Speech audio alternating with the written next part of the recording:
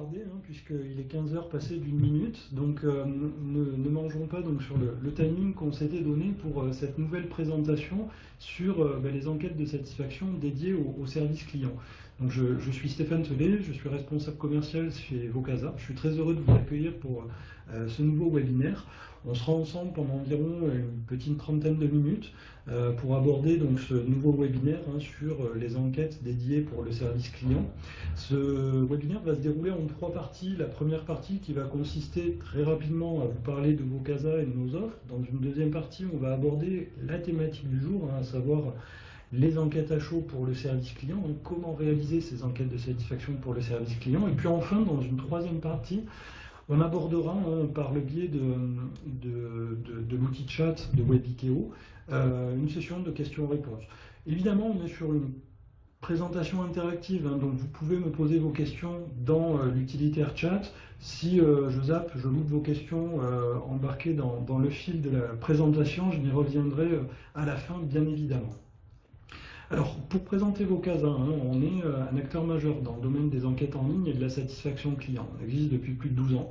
On travaille avec plus de 1000 clients, des clients aussi bien dans le domaine public que privé, des tailles, je dirais, de clients assez diverses et variées, aussi bien des très grandes tailles de sociétés, du type des acteurs publics comme les ministères, des acteurs grands comptes du CAC 40, mais également des grandes PME et des PME qui réalisent également des enquêtes pour leurs propres clients. Vocasa est une filiale à 100% d'un groupe qui s'appelle Winsoft. On est composé donc de 50 personnes et puis on a des entités en France à Paris, Grenoble ainsi qu'à Avignon. Donc le cœur de métier de Vocasa, qu'est-ce que c'est? C'est de l'édition de logiciels d'enquête en ligne.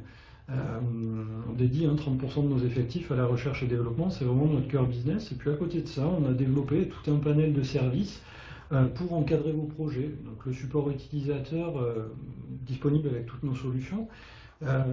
Des formations spécifiques à l'utilisation de nos plateformes, et puis on fait de la réalisation de prestations clés en main, d'enquêtes de satisfaction ponctuelles, ou bien même des enquêtes de satisfaction en flux continu durant l'année. Très rapidement, pour balayer nos offres, la plateforme logicielle, le Survey Manager, qui permet la réalisation de tout projet chez Vocasa. L'offre numéro 2, c'est la réalisation d'enquêtes de satisfaction clés en main pour des enquêtes, par exemple, ponctuelles, et puis dans l'offre 3, la réalisation d'enquêtes automatisées pour vos enquêtes de satisfaction, non plus ponctuellement durant l'année, mais en flux continu. Là, on ne fait pas appel tout à fait exactement aux mêmes outils. Alors, on va basculer sans plus tarder dans notre thématique du jour, à savoir les enquêtes de satisfaction pour le service client. Et au préalable, je vais essayer de vous parler un petit peu du principe, du parcours client et je dirais de l'expérience client, un peu plus au sens large.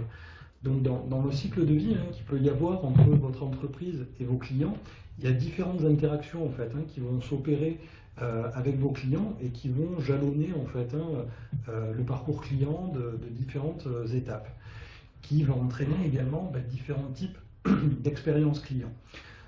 Ces différentes expériences clients, elles dépendent de votre secteur d'activité ou de votre métier. Si vous êtes par exemple un acteur comme Amazon, dans le domaine un web marchand, l'expérience client elle va être surtout digitale. Donc là on pourrait faire principalement des enquêtes de satisfaction sur le site web ou éventuellement l'appli mobile. Si vous êtes dans des secteurs où vous avez des magasins de services dans le domaine du bricolage, type le Roi Merlin, là l'expérience client qu'on va générer, c'est plutôt de l'expérience physique en magasin. Et puis on a également l'expérience à distance lorsque, par exemple, on fait appel à un fournisseur d'accès Internet comme Orange, où le principal de la relation client s'opère avec le service client, avec un téléconseiller que l'on va avoir au bout du fil. Donc ici, on peut avoir également dans une entreprise ces différents types d'expérience client, qu'elles soient digitales, physiques ou à distance. Par exemple, sur cet exemple de parcours client que l'on a à l'écran, le client il découvre l'offre, il achète des produits, il se forme, il fait appel à des aides à l'usage. Éventuellement, il contacte, dans le courant du cycle de vie, son support client pour avoir réponse à des questions. S'il est satisfait, il achète des compléments. Et puis, éventuellement, il va renouveler en fait, son achat et puis recommander le produit ou la marque. Donc ici, ce qui va nous intéresser dans le cadre de ce webinaire, c'était important de préciser le cadre, c'est qu'on va parler, je dirais, de l'écoute client spécifique à l'interaction qu'il peut y avoir entre votre entreprise et les clients dans le cadre de support client, donc de service après-vente, de service client. Alors, parler un petit peu des enjeux me semble important, et pour cela, ce que je voulais en fait, c'était de vous donner un petit chiffre au préalable. Donc le chiffre en fait qui est important à retenir, c'est qu'il y a 3 moments critiques en fait pour gagner la fidélité de vos clients, globalement, dans un cycle. Dans 10% des cas, en fait, c'est lors de l'avant-vente. Dans 50% des cas, c'est lors du premier achat. Et dans 40% des cas, c'est lors de la résolution des problèmes. Donc si on veut gagner la fidélité de nos clients, il est important de s'attacher en fait à ce processus et les interactions de communication qu'il peut y avoir entre le client et le service client de votre entreprise. Donc, de manière plus générale, 3 grands enjeux. Le premier enjeu, c'est l'amélioration des processus internes à l'entreprise. Le deuxième enjeu, ça va être de manager les équipes de téléconseillers, par exemple, et globalement de donner à l'entreprise une orientation client. Et puis, troisième enjeu, c'est de pouvoir faire du win-back. On verra en détail ce que ça représente derrière. Donc l'amélioration de processus va être portée par quoi? Par cette enquête de satisfaction qui est non pas un instant T mais en flux continu envoyé toute l'année, qui me permet en fait d'avoir une information opérationnelle, factuelle puisque c'est la voix du client, et en flux continu. Elle est en temps réel, elle va être différente suivant les périodes dans l'année. Et ça va me permettre de piloter cet élément, ça va me permettre de savoir suivant les périodes dans l'année si mon service client il est suffisamment qualitatif. Ça va me permettre de mesurer les pics et les creux de satisfaction durant l'année et surtout ce que je dois améliorer en priorité. Donc, deuxième enjeu, c'est de manager ces équipes de téléconseillers, de donner une orientation client par un suivi en fait de scoring, par exemple de satisfaction sur les téléconseillers. Eh bien, on va amener de l'émulation entre les équipes. Le fait de challenger en fait par des effets de score connus de tous permet forcément de tirer vers le haut l'orientation client de l'entreprise. Dans un fonctionnement plus avancé, on a certains de nos clients qui incentivent les téléconseillers globalement à la satisfaction client. Donc c'est une donnée qui est importante et qui va servir notamment dans la rémunération des collaborateurs. Et puis, les informations qui vont être communiquées doivent être simples à comprendre, très factuelles. Par exemple, pour les téléconseillers, on va indiquer des scores de satisfaction avec des métriques type des notes qui sont bien connues comme à l'école.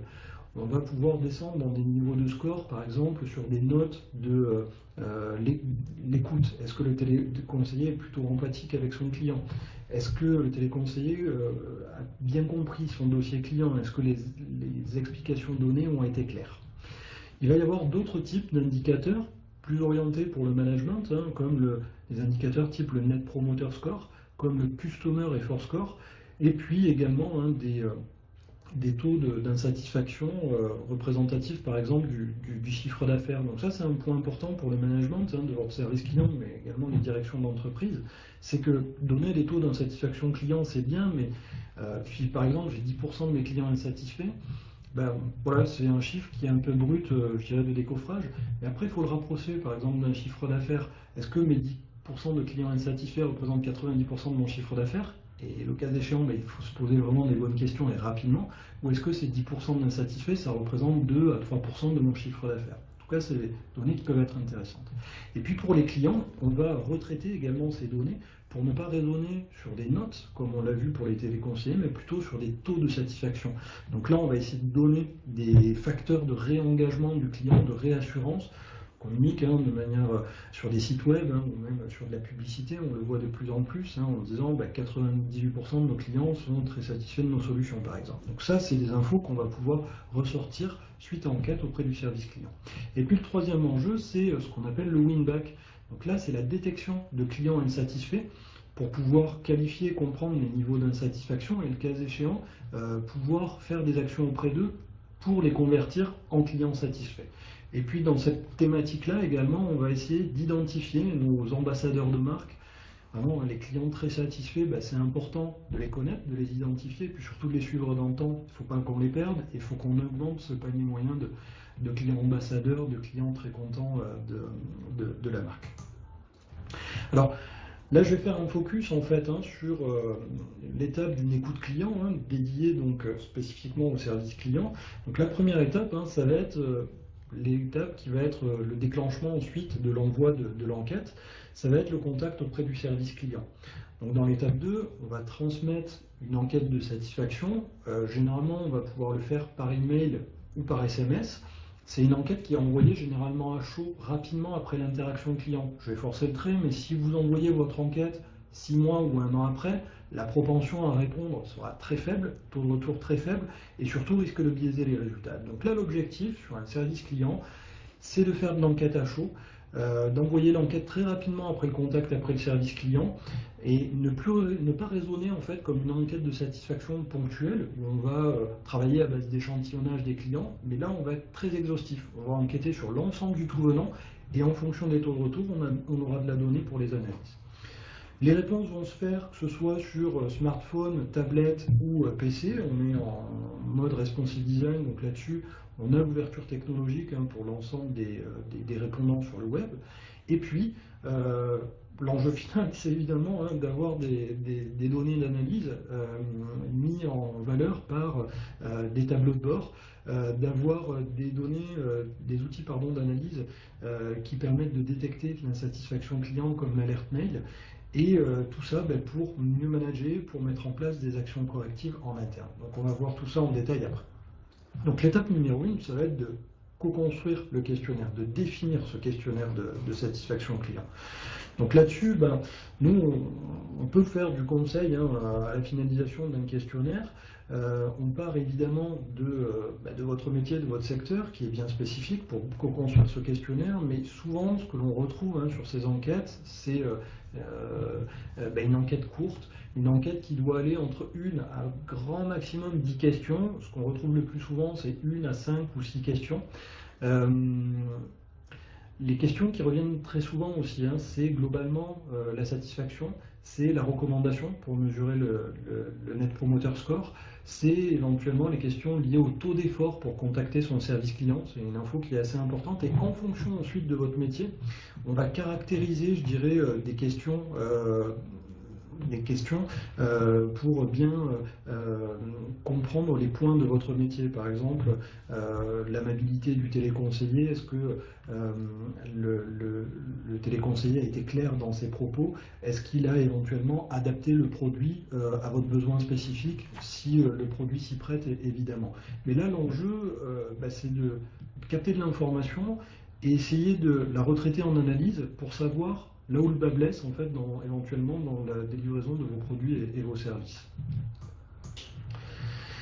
Alors, pour faire un focus sur globalement les canaux d'une écoute client et les 4 domaines de l'expérience client, on en a parlé un petit peu tout à l'heure. On a l'expérience à distance, l'expérience digitale, l'expérience physique et puis la satisfaction globale. Donc, comme on l'a vu, l'expérience digitale, c'est plutôt dédié pour des web marchands. Donc type Amazon, on peut faire effectivement de l'enquête de satisfaction type de pop-in ou sur application, sur de la collecte de satisfaction client en magasin pour traduire de l'expérience physique. On va pouvoir faire de l'enquête sur des tablettes tactiles ou via des QR codes éventuellement. Pour suivre la satisfaction globale d'une marque, on va pouvoir suivre les réseaux sociaux ou éventuellement faire une enquête de satisfaction ponctuelle durant l'année. Mais ce qui va nous intéresser, nous, pour mesurer l'expérience à distance, c'est ces 2 canaux, c'est l'email et le SMS, qui vont être envoyés directement suite à un contact avec votre service client, suite à un appel, c'est 95% des cas, suite à un mail ou suite à un chat qui a été fait avec votre client et un téléconseiller. Donc cette enquête de satisfaction, elle va être transmise de façon à chaud, de manière très rapide. L'idéal, en fait, c'est de le transmettre dans la demi-journée. Ça peut être à J+1, ça peut être dans l'heure, en fonction des techniques mises en place pour automatiser cet envoi des questionnaires. Par rapport à ça, on peut échanger par plusieurs possibilités. Soit on travaille à partir de fichiers plats. C'est une possibilité, c'est-à-dire que là, on va extraire de votre fichier qui permet le traitement des cases clients, des appels clients, le listing de tous les clients qui ont contacté votre service client, et partant de ce fichier, on va pouvoir envoyer des emailing ou des SMS. D'autres possibilités à base de connecteurs avec votre système d'information sont envisageables pour déclencher donc ces enquêtes. On va envoyer donc un email d'invitation à participer à ce questionnaire. L'email d'invitation, il doit être personnalisé. C'est important en fait d'aller mettre un niveau de communication et d'empathie avec votre client éventuellement en traduisant l'image de marque que vous voulez retransmettre auprès de votre client.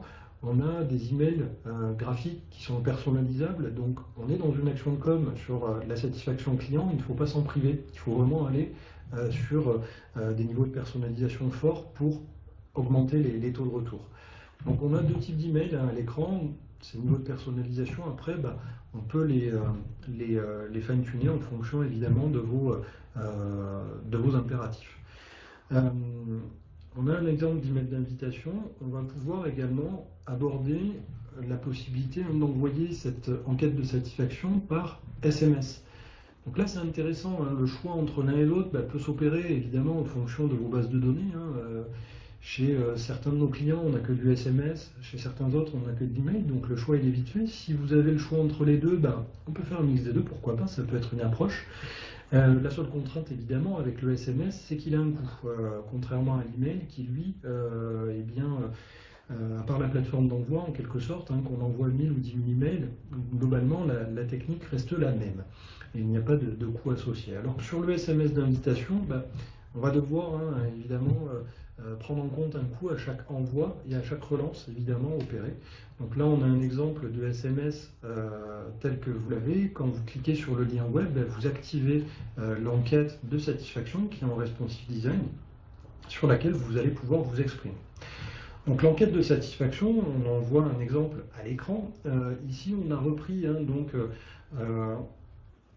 exemple de formulaire en ligne avec en question 1 la question de satisfaction générale. C'est important d'avoir le retour de satisfaction global de notre client. La question liée à la recommandation, généralement on la préconise toujours à la fin.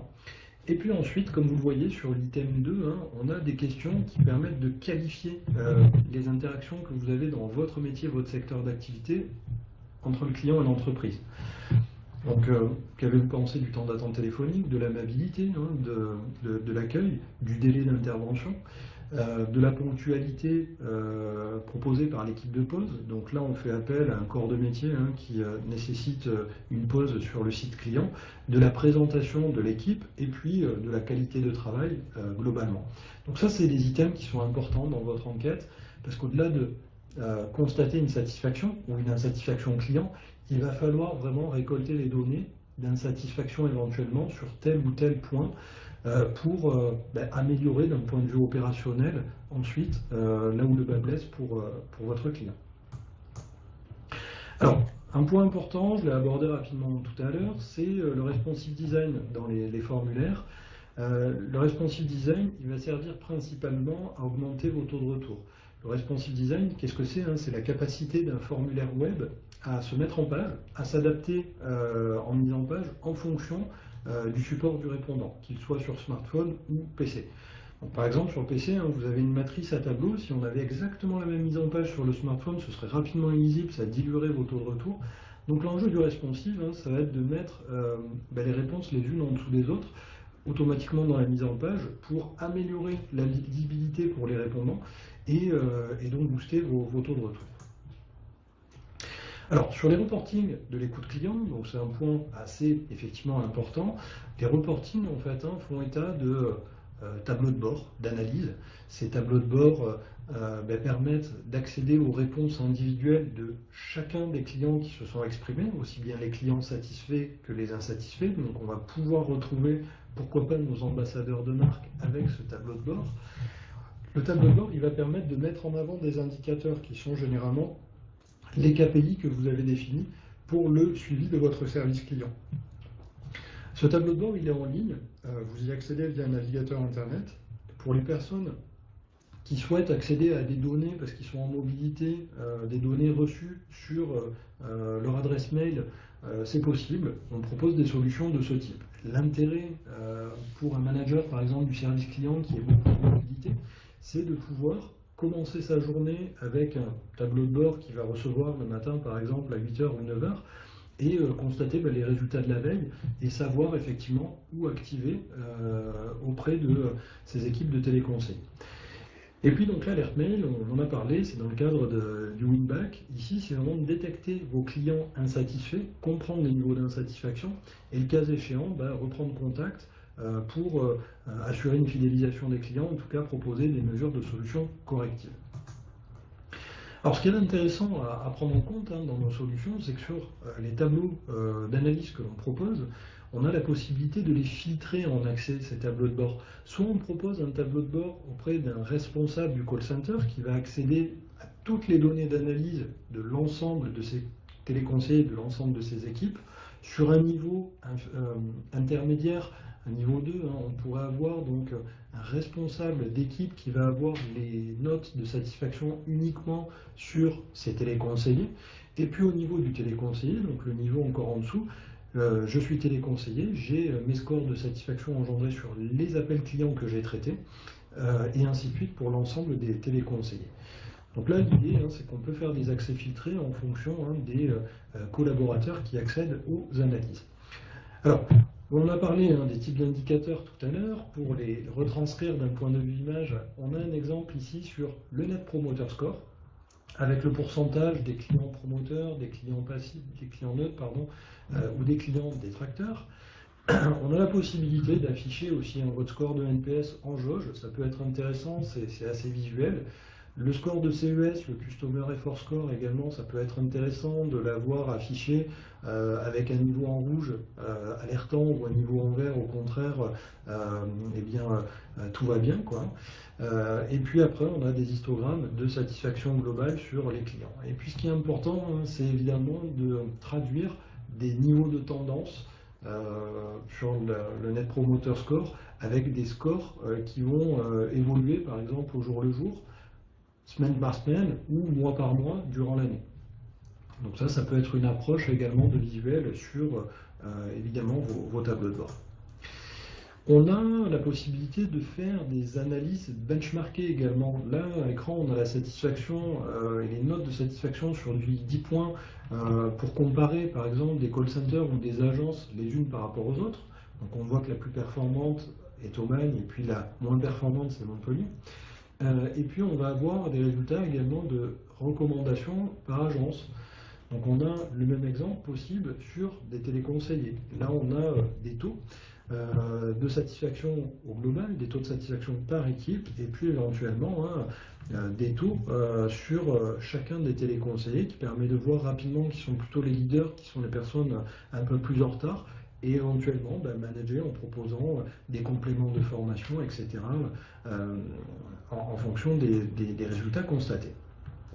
Donc je vous en parlais tout à l'heure, on a la possibilité également de traduire des tableaux récapitulatifs, des tableaux de bord que l'on va transmettre sur les messageries des décideurs du service client. Donc ça c'est un point qui peut être intéressant. Avoir par exemple et lancer sa journée avec les notes de NPS, de CES, de satisfaction, c'est intéressant parce que si la veille on a eu des très mauvais scores de satisfaction, il va falloir vite qu'on essaie de remédier au problème. Des éléments de reporting de ce type apportent ces informations et amènent cette valeur ajoutée là. On a la possibilité éventuellement évidemment de créer des niveaux de couleurs dans ces tableaux pour voir les zones en rouge où on a des warnings à poser et au contraire les zones en vert où on a plutôt des très bonnes notes. Donc ça c'est intéressant si on veut être très réactif par rapport à ça. Et puis on a la possibilité, via ces tableaux de bord en ligne, d'identifier et de trier les ambassadeurs de marque, donc savoir qui sont les clients très satisfaits et éventuellement nous appuyer sur eux pour porter en fait les valeurs de la société, pour porter les valeurs de marque. Donc un outil comme Vocasa en fait permet de lister l'ensemble des réponses à clients et puis de trier en fonction de filtres d'analyse sur les clients très satisfaits, les ambassadeurs de marque, et éventuellement d'aller sélectionner chacune des réponses individuelles pour voir les éléments de réponse à poser à l'enquête par ces clients. Et puis, enfin, on va avoir notre fonctionnalité d'email alert, pardon, qui permet de gérer l'insatisfaction client.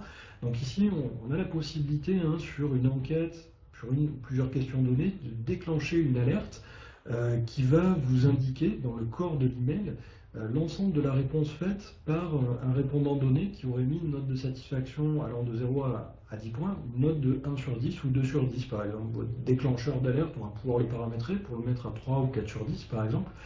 Et l'idée, c'est que cet email, on va l'envoyer à un ou plusieurs contacts de votre service client qui va recevoir l'ensemble de ces alertes mail, donc être informé à chaud juste après la réponse client.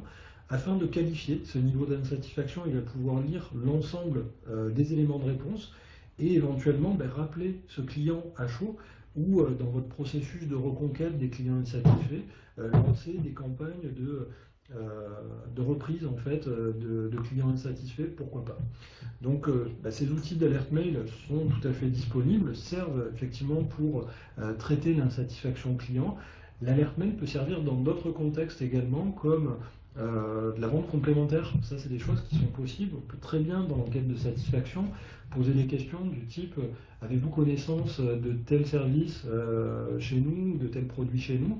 Si oui ou sinon, voulez-vous être contacté pour qu'on vous informe de ces nouveaux produits? Et le cas échéant, si la personne a coché oui, vous pouvez constituer des bases de données de clients à recontacter pour faire la promotion de ces services pour lesquels pour lesquels ils souhaitent être renseignés. Je vais y arriver.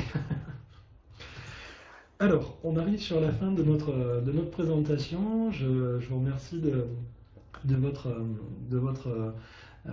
participation, effectivement. Donc, nous sommes sur la dernière phase, hein, de notre webinaire, à savoir l'échange de questions-réponses. Vous pouvez, si vous le souhaitez, hein, me poser vos questions dans l'outil chat de Webikeo. Je vais essayer de reprendre l'ensemble des échanges. Je ne crois pas avoir vu passer de questions sur l'interface. En tout cas, j'espère que la thématique proposée et la présentation de ce webinaire vous a été claire, qui vous a permis en fait d'aborder des points, de répondre peut-être à des questions que vous posiez. En tout cas, merci de votre participation à ce webinaire.